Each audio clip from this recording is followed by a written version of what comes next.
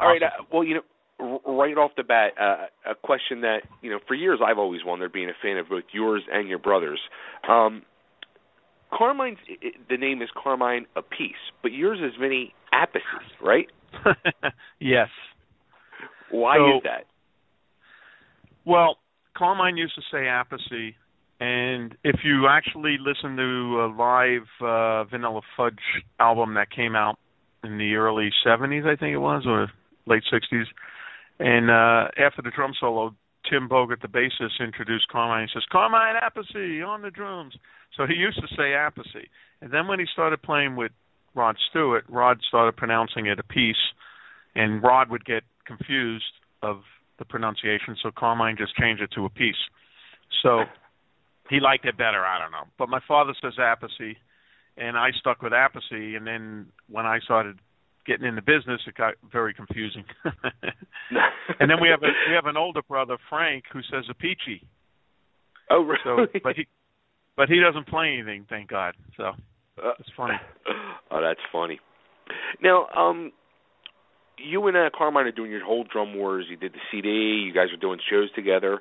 I would think that Carmine had to be a huge influence on you on playing drums.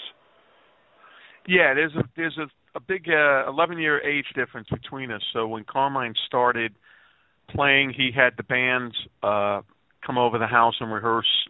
We had this front porch, and this is in Brooklyn, New York. So I was like a 7-8-year-old kid watching Carmine's band in the house play. It was a great entertainment, and wow. That was inspiring and influential, and sitting there watching all these guys playing songs and watching Carmine, and that just planted the seed and the fire, and I just thought, well, I want to do this too, this music.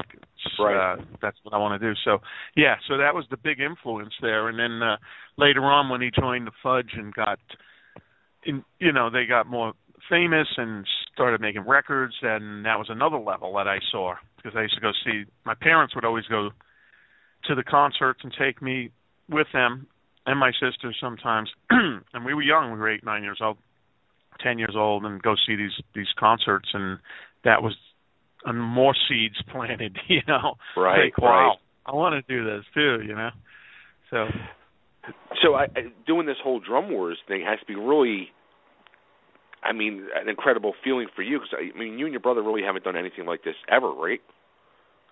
No, we never did. We did a couple of drum clinics together, like in the 90s for Sabian cymbals, and they went over so well, and people were so excited about it that it's really, we realized, oh, this is really a cool thing, but we were both always busy doing something. We never really put anything together until now. And, so now it's such a fun thing to do, because we have a good time. First of all, we get along. We have a good time hanging out, and then it's a spontaneous show. Anything could happen. I'll get on the mic and say something, and Carmine doesn't know what I'm going to do, or I'll play something he doesn't expect, and he'll do the same. So we keep each other on our toes, and it's just a fun thing, being on stage with him together. I love it, he loves it, and then we have a band. We play all the hits from our career, and there's a lot of crazy playing, a lot of crazy drumming on it. Now, going back to growing up and playing the drums and all, were your parents, when you started to play drums, like, oh no, another drummer in the house? You know what? They probably thought that in the back of their head, but it was easier. Excuse me. It was easier for me because Carmine already became successful, Right.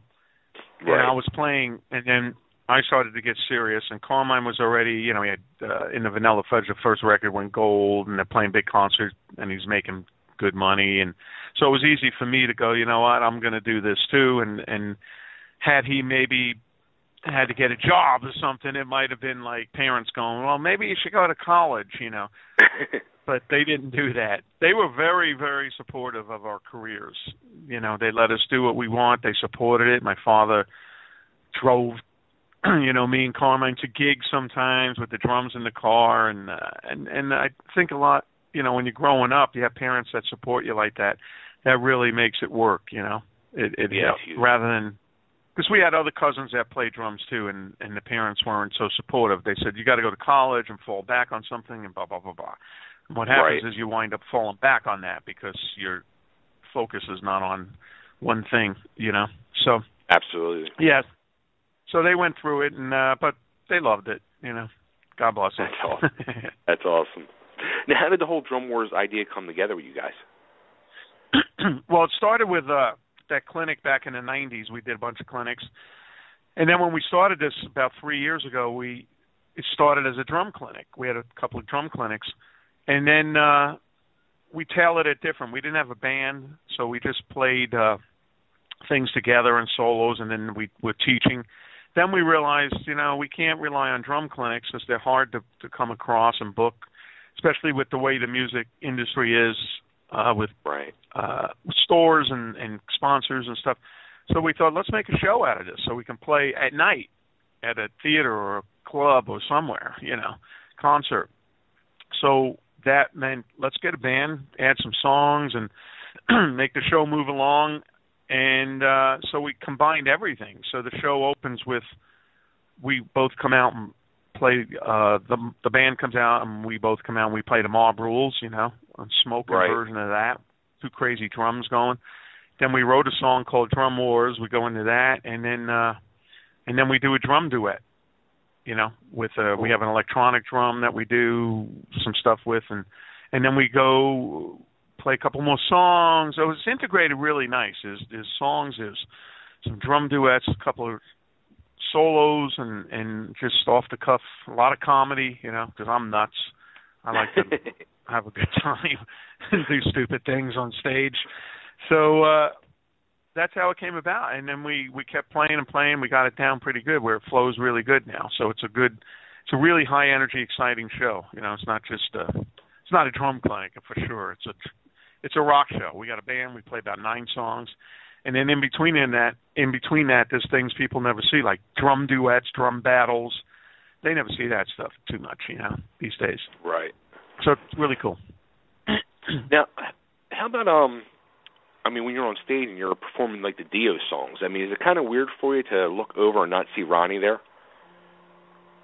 Yeah, you know, not so much anymore, but I just love playing those songs because of Ronnie's part of those songs when you play them, you know, and it just feels good to do that. And the weird one was when, right after he passed away, we went to England with Black Sabbath, you know, Tony Iommi and Geezer, myself, and we had Glenn Hughes singing, and we played Heaven and Hell, and we rehearsed it, excuse me, in Wales, where we used to rehearse with Ronnie, and that was the weirdest thing, to play Heaven and Hell right after his passing, and then you expect him to walk in, you know, and we're playing. Wow, it was really, we all felt kind of a little, you know, strange at that moment, and then Glenn started singing, and he did such a great job. It was just amazing. So, and then we just put all the energy toward Ron. You know, let's do this for him, and he'd want us to continue, and that's what we did.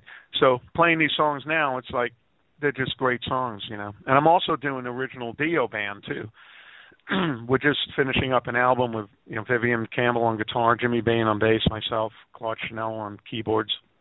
We got a singer, Andy Freeman from the Vegas show Rock Vault, and it sounds amazing. We did about 8 gigs last year, and the people went nuts because we're playing most of the old stuff. You know? And we did play all the old stuff. The next tour we'll probably throw in 2 new songs or something, you know, because we know people want to hear the old stuff. But the album sounds amazing. That's due out sometime later in the year. And it's amazing to play these songs and see these people still going crazy for them, and they're 30-something years old, you know, and we were part writers in them. So it's a good feeling. How is it working with Vivian again after all these years? Viv, it's like nothing changed. I mean, he's such a great guy, and we just get along great. We have fun. It's the best band I've ever been in as far as, you know, from the beginning it was great, years when it started, and but it's the most, since then, you know, I've been in a lot of different bands, and this is just, I look forward to going there and hanging out with everybody. We have a great time. The ideas are flowing, the creativity's there. It's just a nice atmosphere. I love those guys. Viv's been great. I love hanging out with him. He's that's awesome. Cool guy. Now, how about something too? I didn't even realize you did studio work with John Lennon when you were first starting. Yeah, because when I started, we were managed by my band had a 9-piece band with 4 horn players, so we were managed by the owner of the record plant, Roy Sakala, who recently passed. And that's where Jimmy Iovine worked. He was a friend of a guitar player, so we became good friends with Jimmy, And Jimmy brought us into the studio to produce the band, some demos, to see if we can get a deal. And then the owner of the record plant signed us to a management deal, so we had a rehearsal room at the record plant up on the top floor all the time.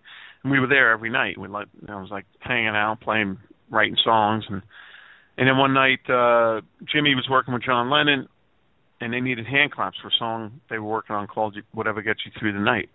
So Jimmy called our room. He goes, guys, could you come down here and do hand claps on this song? Yeah. He didn't tell us who it was for. We came down, and then we see John Lennon in the control room. We go, oh, my God. So we did hand claps on that song. So that's me and my band doing hand claps on that song.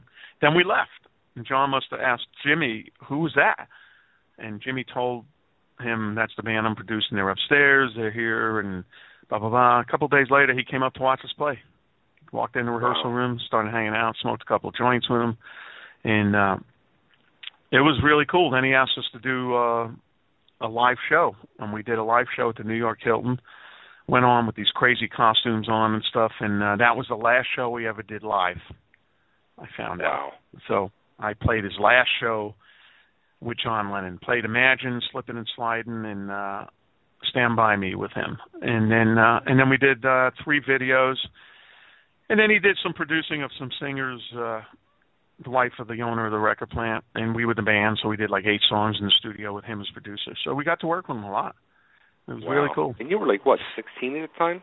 I was like 16, yeah. I used to go to school the next day, I used to go to school the next day, and the teacher would be teaching. I'd be banging on the desk, drumming, and she'd go, who's drumming? Who's Vincent, stop that drumming.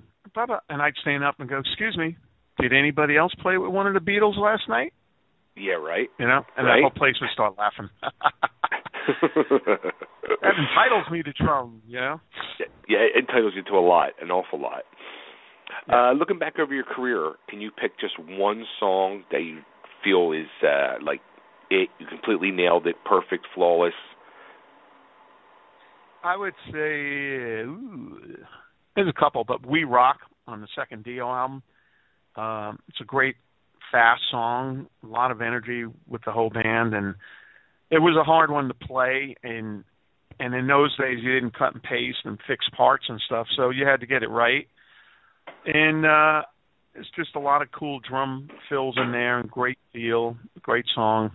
And I would say that one can sum it all up with a lot of energy and fire, And let's see, what else? Anybody else there left that you haven't worked with yet? I never worked with like Eddie Van Halen and Jimmy Page. Those are some of my heroes too. And I've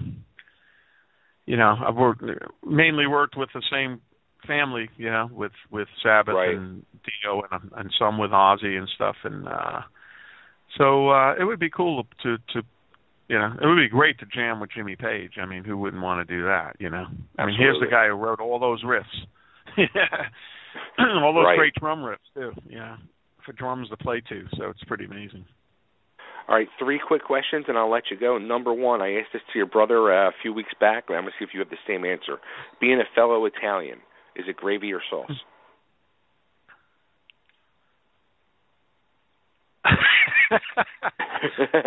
Let's see. I say sauce.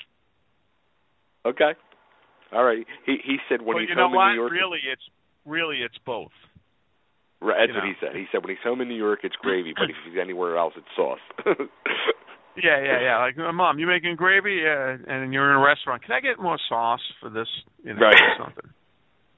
my buddies My buddies always say to me, I like my gravy on my macaroni and my sauce on my wings. Yeah, it actually is gravy, I would say. You know, because sauce could be hot sauce, it could be anything. Sure. Yeah. All right, what track off Drum Wars should we play for you? How about the Drum Wars song? That would be cool. Something different. Cool. And last one, if you can just cut an ID for me, and I'll let you go. Sure. Absolutely. This is Vinny Appice, and you're listening to Totally Driven Radio. Okay, you ready? I'm not Appice, remember. That's right, Vinny. Yeah, you got me all screwed up here. Yeah, you ready? Go for it. This is Vinny. Okay. This is Vinny Appice. You were going to say it. No, I'm not Appice. No, I'm gonna make believe I said it. Okay, go ahead. This is Vinny Appice. Wait a minute, I'm not Vinny Appice. I'm Vinny Appice, Carmine's Appice, and you're listening to TotallyDrivenRadio.com. Awesome, Vinny. Thanks so much. Good luck with everything. Thank you very much. 2015.